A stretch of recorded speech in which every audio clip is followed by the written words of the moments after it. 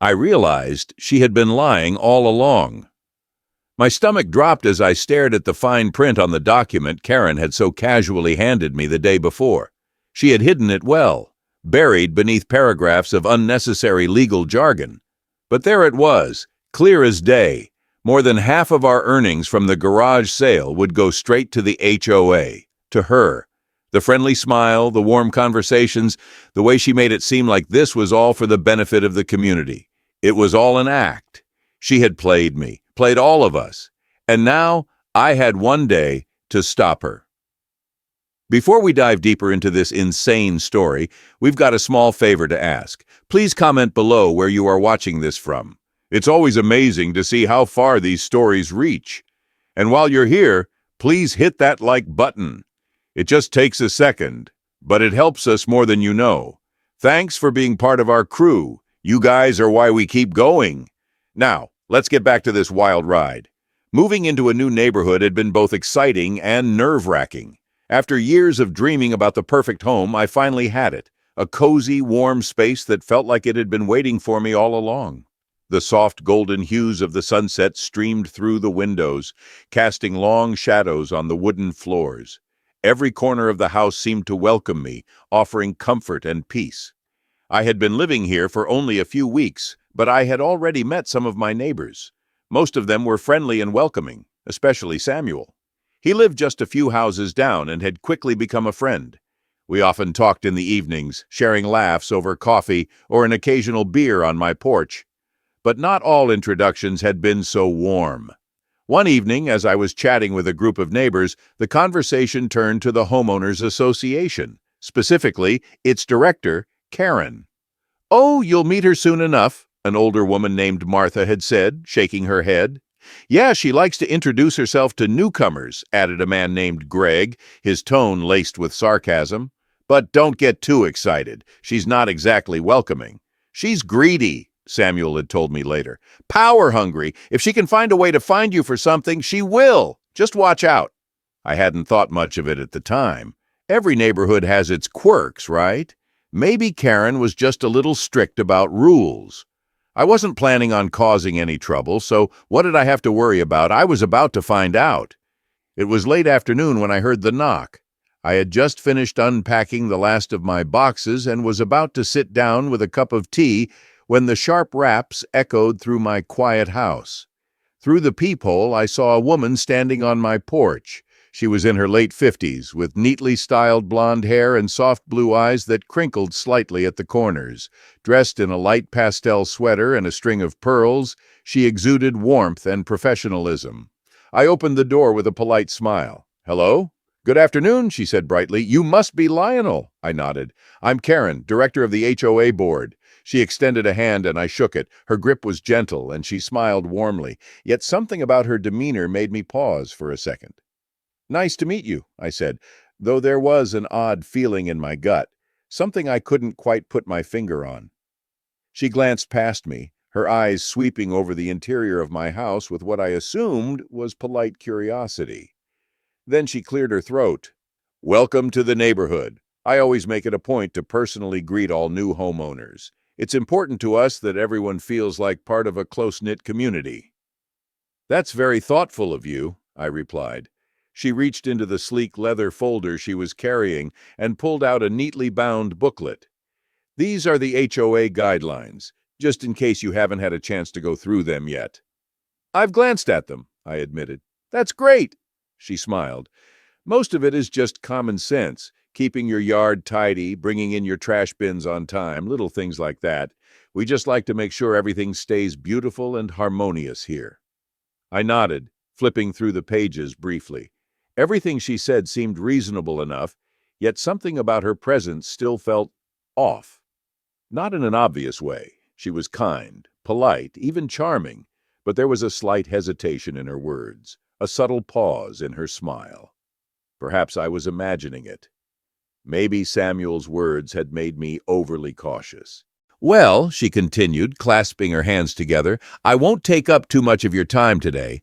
I just wanted to stop by and say hello, but I'd love to visit again tomorrow. Maybe we could have some coffee? It would be nice to get to know you better." Something about the way she phrased it made it sound less like a question and more like a certainty. Still, she had been nothing but gracious, and I saw no reason to refuse. "That sounds nice," I said, offering a small smile. "Tomorrow it is? Wonderful! I'll see you then, Lionel." With that, she turned and walked away, her steps light and graceful. I closed the door and leaned against it for a moment.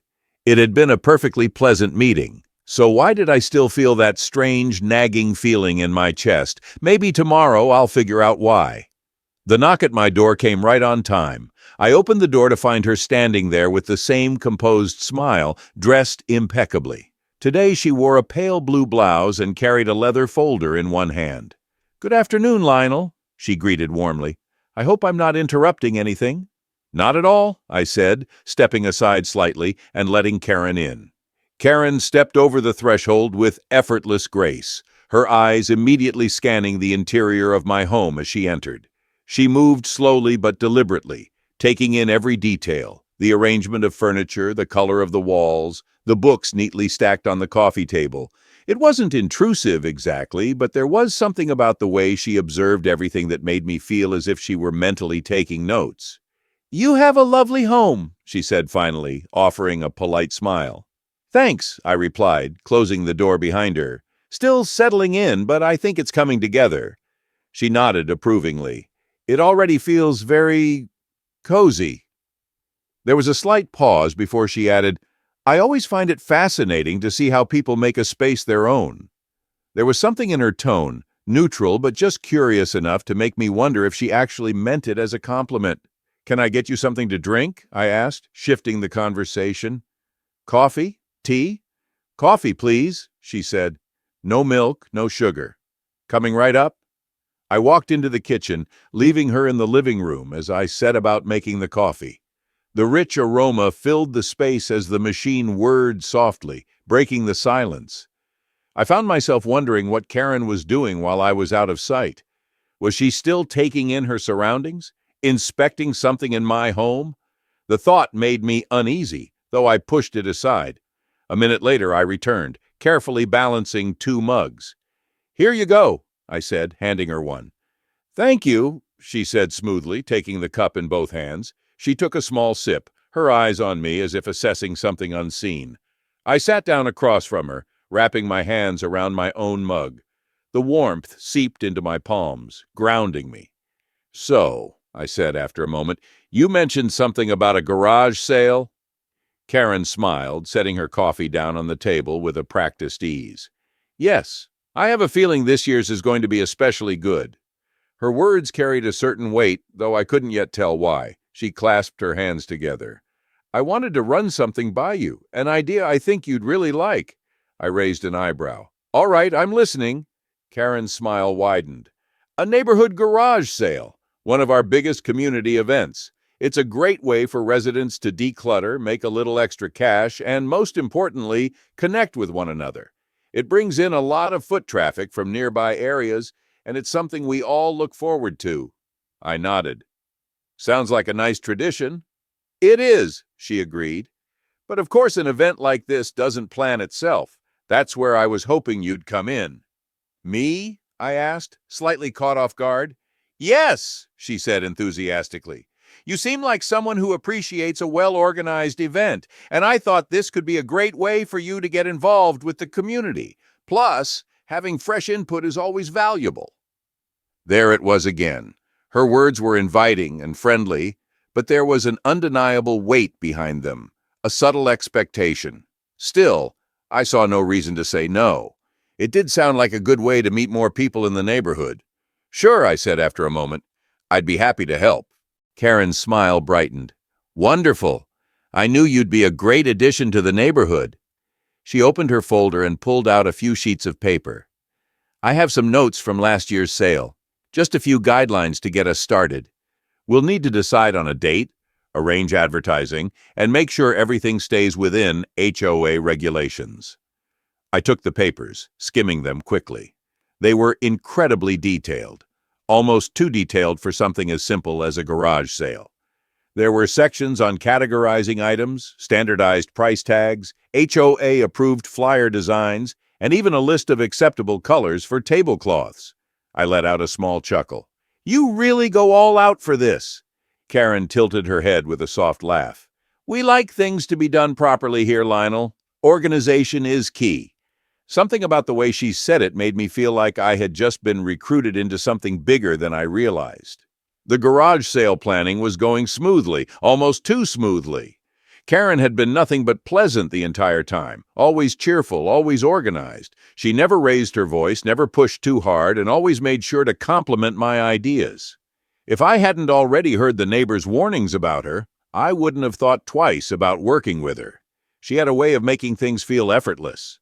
Whether we were deciding on flyer designs or coordinating which streets would set up tables first, she always acted like everything was under control.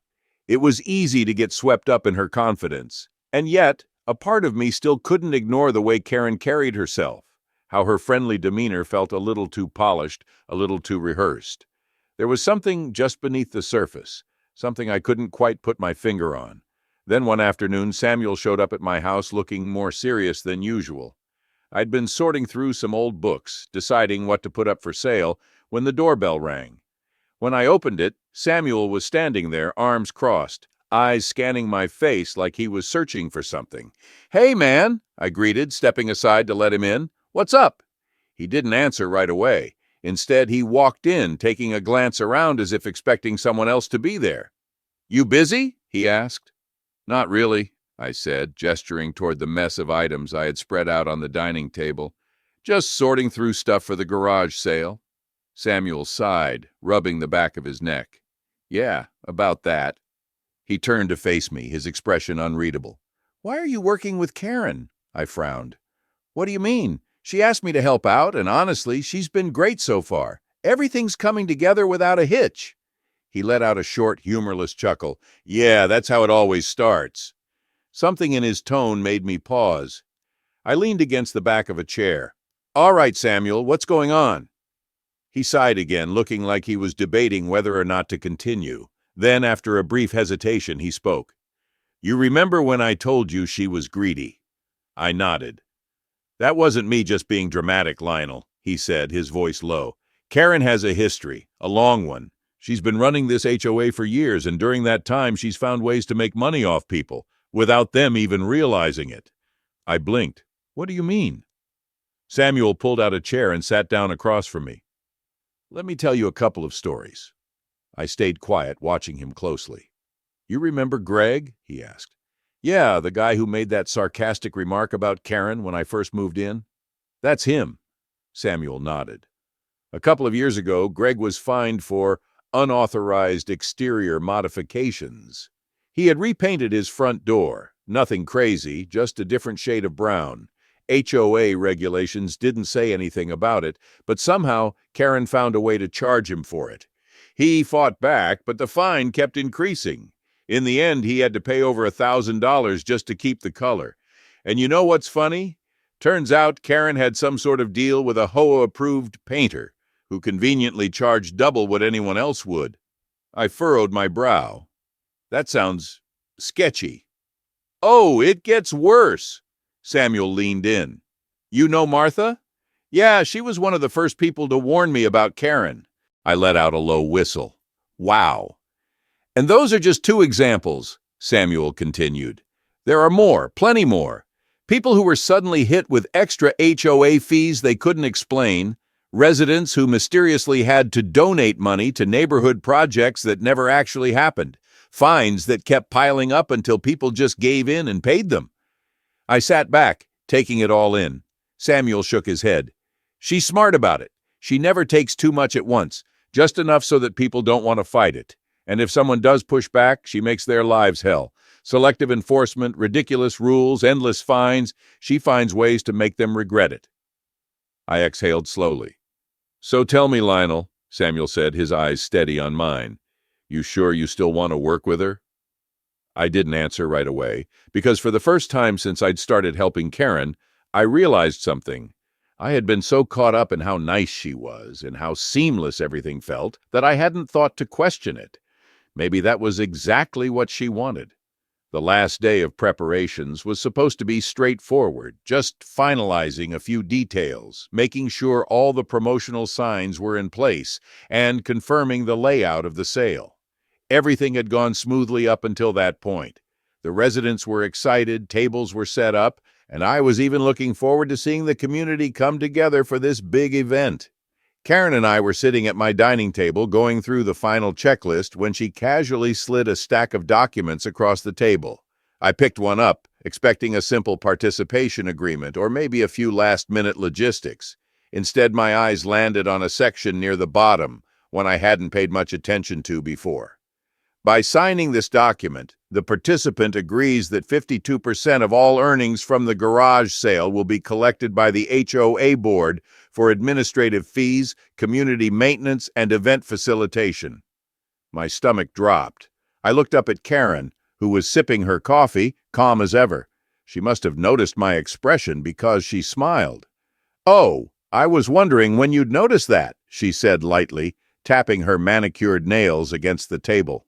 "What the hell is this?" I asked, my voice sharp with anger. She raised an eyebrow. "It's exactly what it says, Lionel. The HOA takes a percentage of the profits from the garage sale. It's a standard practice." 52%? I scoffed, slamming the paper onto the table. "That's more than half. You didn't mention this once while we were planning. How could you not tell people up front?" Karen sighed, tilting her head as if I was the one being unreasonable. "Lionel, you read the documents, didn't you?" I clenched my jaw. "You buried it in the fine print." She shrugged. "It was there. No one was forced to sign it." I ran a hand through my hair, trying to keep my temper in check. "Samuel was right about you." Karen's smile didn't fade, but there was something colder about it now. "Oh, I'm sure Samuel had plenty to say, but tell me, Lionel, what exactly are you going to do about it?" Her tone was light, almost playful, but beneath it, I could hear the real message. She was daring me to challenge her. I took a deep breath, trying to think. The sale was happening tomorrow. People were expecting to keep their earnings. Some of them were relying on this money for bills, for clearing out old belongings, for whatever personal reasons they had. If they found out about this now, there would be chaos. I needed a plan, something to expose her, something to stop her, because there was no way in hell I was going to let Karen get away with this. The next morning, I woke up early, my mind racing. I had spent half the night thinking about what Karen had done, about all the people she had tricked into giving up more than half of their earnings. I knew I couldn't let it happen, so I got to work. I went door to door, talking to as many residents as I could before the sale was supposed to start. Some of them were confused at first, others shocked, and a few just plain angry. But as I explained the details, as I showed them the fine print that Karen had hidden in the paperwork, their confusion quickly turned into rage. By the time noon rolled around, the entire neighborhood was in on it. When Karen arrived, she was expecting a thriving garage sale, tables lined with trinkets, furniture, and clothes, people bargaining, and the hum of friendly conversation filling the air. Instead, she walked into something very different. There were no tables, no customers, no eager buyers looking for deals. Instead, the residents stood in their driveways, holding signs that read, "No more HOA corruption. Our money, not yours. Karen must go." The air was thick with tension, and I could see the exact moment Karen realized what was happening. She stopped mid-step, her usual polite expression faltering for the first time. Her gaze darted around as if looking for an escape. "Karen!" I called out, stepping forward. The crowd turned to her, waiting. "Lionel," she said slowly, her voice measured but unsure. "What is this?" "This," I gestured around, "is what happens when you try to steal from the people who trusted you." Her jaw tightened. "I have done no such thing." "Oh, really?" I held up one of the documents, the very one she had smugly shown me yesterday. "Then maybe you'd like to explain why you were taking 52% of everyone's sales." Murmurs rippled through the crowd, people nodding and crossing their arms. Karen straightened her posture, trying to regain control. "It was all part of the HOA agreement. You signed it. They all signed it. I didn't force anyone to do anything." "Signing something hidden in the fine print isn't the same as agreeing to it," Greg, one of the more vocal neighbors, called out. "You tricked us. This is theft." Martha added, arms crossed. "And you've been doing it for years, haven't you?" More voices rose, residents stepping forward, their frustration boiling over. Karen's carefully controlled expression cracked. She turned to me, her blue eyes colder than I'd ever seen them. "You did this." I met her gaze evenly. "No, Karen, you did this." She looked around again, searching for someone, anyone, who might be on her side, but no one was. The friendly neighborhood she had controlled for so long was finally standing against her, her lips pressed into a thin line. "I've done nothing wrong, but if you all feel so strongly about this, then maybe I don't belong here." Someone in the crowd let out a sarcastic cheer. Karen took a slow breath, adjusting the strap of her purse. Then, without another word, she turned on her heel and walked away, her back stiff, her steps quick. The moment she disappeared down the street, a cheer erupted from the crowd. People clapped each other on the back, shaking hands and laughing. It was over. Karen was gone. For the first time since I moved in, the neighborhood truly felt like home.